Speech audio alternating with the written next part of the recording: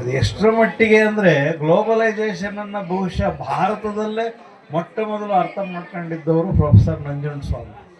So ಇವೆಲ್ಲ ನಮ್ಮ ಕಾಲದ ಭಾಳ ದೊಡ್ಡ ವಿದ್ಯಮಾನಗಳು. ಮಂಜುಳಾ ಅವರ ಮನೆಯ ಗೃಹ ಪ್ರವೇಶ ಮತ್ತು ಕುವೆಂಪು ಅವರ ವೈಚಾರಿಕತೆ ಹಿನ್ನೆಲೆಯ ಈ ವೇದಿಕೆಯಲ್ಲಿ ಸಾರ್ಥಕವಾದ 4 ಮಾತುಗಳನ್ನಾಡಿ ಒಳ್ಳೆಯ ವಿಚಾರನೇ ಅಲ್ಟಿಮೇಟು. ನೀವು ಎಷ್ಟು ಜನ ಶ್ರೀಮಂತರ ಜೊತೆಯಲ್ಲಿದ್ದೀರಿ ಅಂದರೆ ನಿಮಗೇನು ಸಿಕ್ಕೋದಿಲ್ಲ. ನೀವು ಎಷ್ಟು ಜನ ವಿಚಾರವಂತರ ಜೊತೆಯಲ್ಲಿದ್ದೀರಿ ಅನ್ನೋದೇ ನಿಮ್ಮ ಕ್ವಾಲಿಫಿಕೇಷನ್. ಜನಕ್ಕೆ ತಿಳುವಳಿಕೆ ಎಷ್ಟಿದೆ ಅನ್ನೋದೇ ಅಲ್ಟಿಮೇಟ್. ಸಂಪತ್ತು ಏನಾದ್ರು ಇರಲಿ, ಬೇರೆನೇ ಯಾರಿಗಾರು ಸಂಪತ್ತಿದ್ರೆ ಅವನೇ ನಿಮಗೆ ಕೊಡ್ತಾನ? ನಮ್ಮ ಭ್ರಮೆ. ಅವನ ಜೊತೆಯಲ್ಲಿ ಇದ್ದರೆ ಗುರ್ತಿಸ್ಕೊಂಡ್ರೆ ಕೈ ತುಂಬ ಬಂಗಾರ ಮೈ ತುಂಬ ಬಂಗಾರ. ಕೆಲವರು ರಾಡ್ಗಳನ್ನು ಹಾಕೊಂಡು ಅಡ್ಡಾಡ್ತಿರ್ತಾರೆ. ಅಂಥವ್ರ ಜೊತೆಗೆ ಅಣ್ಣ ಅಪ್ಪ ಅಂತ ಹೋದವ್ರು ಯಾರೂ ಉದ್ಧಾರ ಆಗಿಲ್ಲ. ತಿಳುವಳಿಕೆ ಇರಬೇಕು. ನಮ್ಮ ಶ್ರಮದ ಮೇಲೆ ನಾವು ಬದುಕಬೇಕು. ಅದೇ ನಿಜವಾದ ಜೀವನ. ನಮ್ಮ ಶ್ರಮ ಬಿಟ್ಟು ತಲೆ ಹೊಡೆಯೋರ ಜೊತೆಗೆ ಸೇರಿದರೆ ನೀವು ನಾಶದ ದಾರಿಯಲ್ಲಿ ತುಳಿತಾ ಇದ್ದಾರೆ. ಅದಕ್ಕೆ ಎಲ್ ಬಸವರಾಜು ಅಂತ ಒಬ್ಬರು ಪಂಡಿತರು ಒಂದು ಮಾತು ಹೇಳ್ತಾರೆ, ಅನ್ಯಾಯ ಮಾಡೋರಿಗೆ ನಮಸ್ಕಾರ ಮಾಡ್ಬೋದು.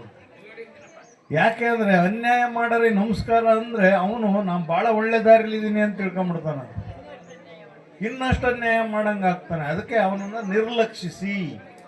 ಆಮೇಲೆ ಅವನಿಗೆ ತಿಳುವಳಿಕೆ ಬರುತ್ತೆ, ಯಾಕೆ ನನ್ನನ್ನು ನಿರ್ಲಕ್ಷಿಸ್ತಾ ಇದ್ದಾರೆ ಅಂತ. ಅವನಿಗೆ ಒಂದು ವಿವೇಕ ಬರುತ್ತೆ. ಯಾಕಂದರೆ ಅವನಿಗೆ ಯೋಚನೆ ಮಾಡೋಕ್ಕೆ ನಾವು ಟೈಮ್ ಕೊಟ್ಟಿಲ್ಲ.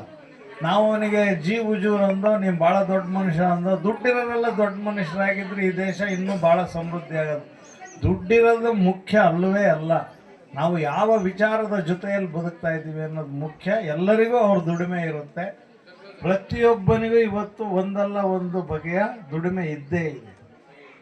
ಈ ದೇಶದ ಪ್ರಗತಿಯ ಬಗ್ಗೆ ಒಂದು ಮಾತು ಹೇಳಿ ಮುಗಿಸ್ತೇನೆ. 125 ಹಸಿವಿನ ಭೀಕರತೆಯಲ್ಲಿರುವ ದೇಶಗಳ ಪಟ್ಟಿಯಲ್ಲಿ 2021ರಲ್ಲಿ ಭಾರತ 105ನೇ ಸ್ಥಾನದಲ್ಲಿತ್ತು. ಈಗ ಅದು 111ನೇ ಸ್ಥಾನದಲ್ಲಿದೆ. ಇದು ನಮ್ಮ ಪ್ರಗತಿ.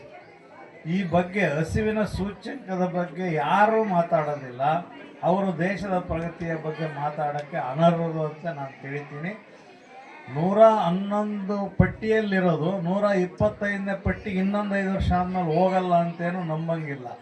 ಅಂದರೆ ಇಡೀ ಒಂದು ರುವಾಂಡದಂತಹ, ಒಂದು ನೈಜೀರಿಯಾದಂತಹ ಅತಿ ಚಿಕ್ಕ ಬಡತನದ ರಾಷ್ಟ್ರಗಳಿಗಿಂತ ಕಳಪೆ ದೇಶ ಆಗಿದೆ ನಮ್ಮದು ಅನ್ನೋದು ನಾವೆಲ್ಲ ಹೆಮ್ಮೆ ಪಡಬಹುದಾದ ವಿಚಾರವೋ ಅಥವಾ ವಿಷಾದ ಪಡಬಹುದಾದ ವಿಚಾರವೋ ಅಥವಾ ದುಃಖ ಪಡಬಹುದಾದ ವಿಚಾರವೋ ನಾವೆಲ್ಲ ಯೋಚನೆ ಮಾಡಬೇಕು ಅಂತ ಆಶಿಸ್ತಾ, ಒಳ್ಳೆ ಊಟ ಹಾಕಿದರೆ ನಿಮ್ಮ ಮನೆ ತಣ್ಣಗಿರಲಿ ಅಂತ ಆಶಿಸಿ ನಾನು ಮಾತು ಮುಗಿಸ್ತೀನಿ. ನಮಸ್ಕಾರ.